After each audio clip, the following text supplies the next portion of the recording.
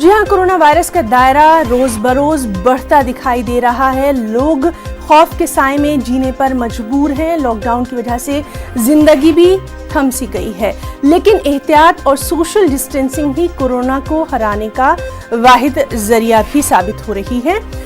बात करें अगर मुल्क की, तो मुल्क भर में कोरोना वायरस के अब तक 29,435 केस सामने आ चुके हैं, जिनमें से 934 अफराद की मौत हो चुकी है।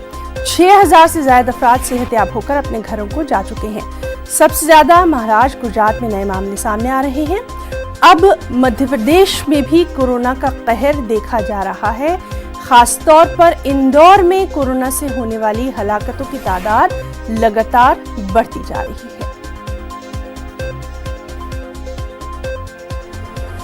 तो नाज़रीन, लगातार हम आपको बता रहे हैं कि किस तरह से मुल्क में जो है कोरोना का आंकड़ा बढ़ रहा है। हालांकि सोशल डिस्टेंसिंग और लॉकडाउन पर जिस तरह से सख्ती से अमल दरामद हो रहा है, उसको देखते हुए कुछ इलाकों में हम ये भी देख रहे हैं कि कोरोना के जो केसेस हैं उनमें भी कमी आ रही है। यानी एहतियात बहुत ज़रूरी है।